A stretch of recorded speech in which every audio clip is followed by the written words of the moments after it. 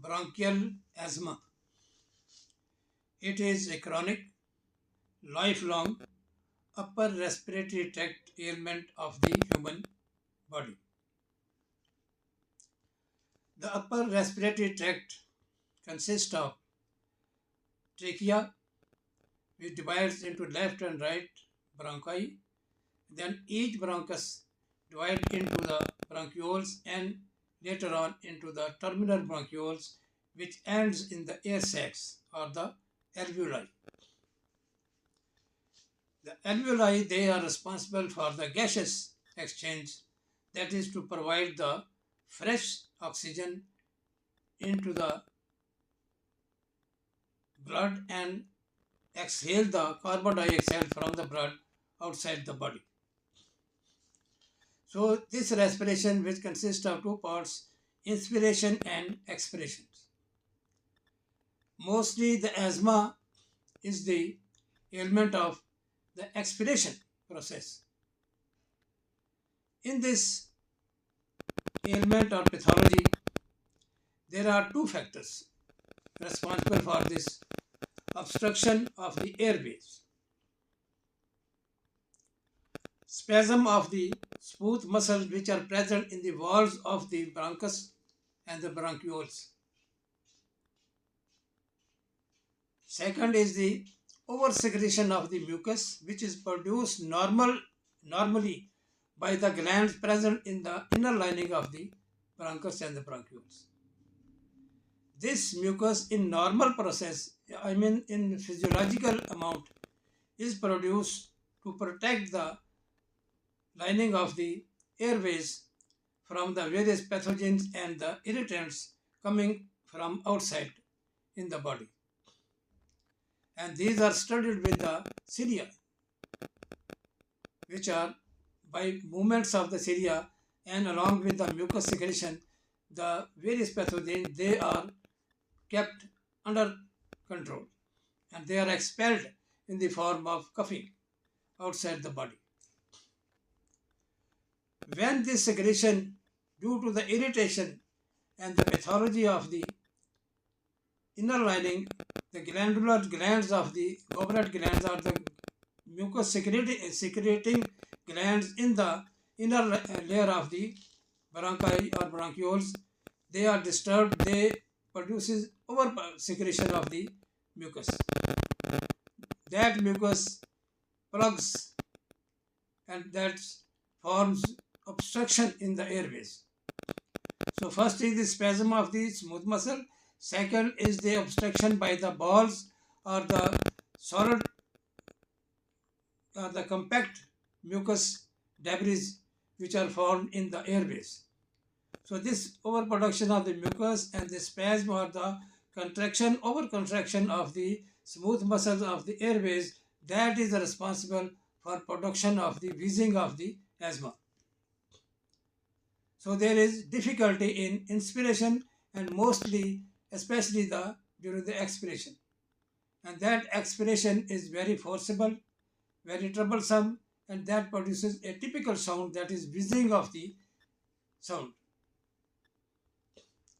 So this is the basic two factors that is which produces are responsible for the production of the asthma. That is the bronchial asthma. The etiology is, first is the genetic. There is familial predisposition in this disease. Secondly, environmental one, that is atmosphere factors which are entering through the mouth, through the nose, into the upper respiratory tract, that is the trachea, bronchus, bronchioles, they produce irritations. And moreover, there is inflammation. This mucus production is due to the inflammation of the inner lining of the glands, and that is due to the action of the immune system of the body. Firstly, the lymph nodes in the vicinity or in the nearmost locality of this airways, they come into the action, and then the other team of the immune system in the body, they bring their the various immune cells which attack the foreign bodies, whether they are the living one or they are inanimate one, they are irritant or the pathogens ones.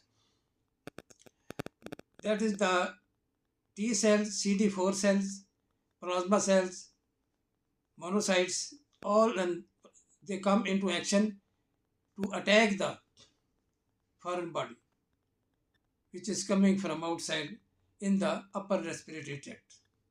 So due to this fight, there is production of cytokines and chemokines. These produces the inflammatory process.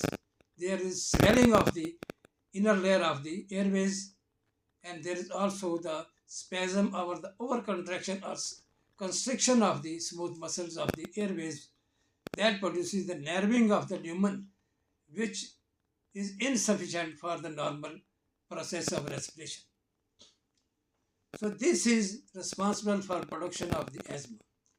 Note it, asthma is incurable pathology or disease, but it can be cured up to comfortable level.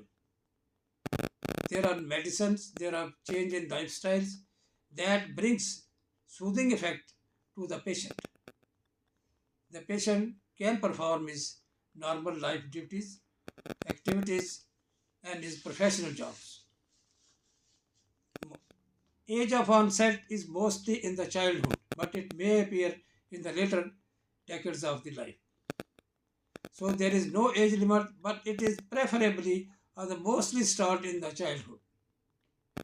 So it is a very troublesome and agonizing and very producing very difficulty in the life of the patient, provided it is diagnosed and start treatment earlier, because the current medicines and the procedures, they are present at this age, at this period, that produce that mitigate the symptoms of the disease, severity of the disease, if it is, and provide and prevent this disease from acute to chronic, or from mild to moderate or severe grade. So in order to cut off these stages, but it can be only when the initial stage, the treatment is immediately started.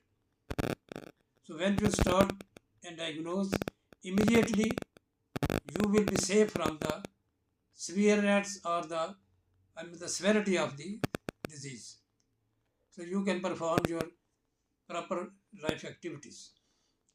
The various symptoms, they are produced in the respiratory mechanism is, there is tightness of the chest, cough, chest pain, dyspnea, breathlessness, restlessness, and there is also palpitation. In acute phase, there is fever. So these are the main symptomatic, the indications in the patient. The patient of the asthma suffer from wheezing, tightness of the chest pain, dyspnea, orthopnea, and also there is also accumulation of the exudate in the airways that produces obstruction in the respiratory mechanism. So this asthma can be treated by the medical and the surgical procedures up to the level that the patient can perform his duty normally and can lead a life which is comfortable. But it is to be considered that this disease is incurable, cannot be completely treated.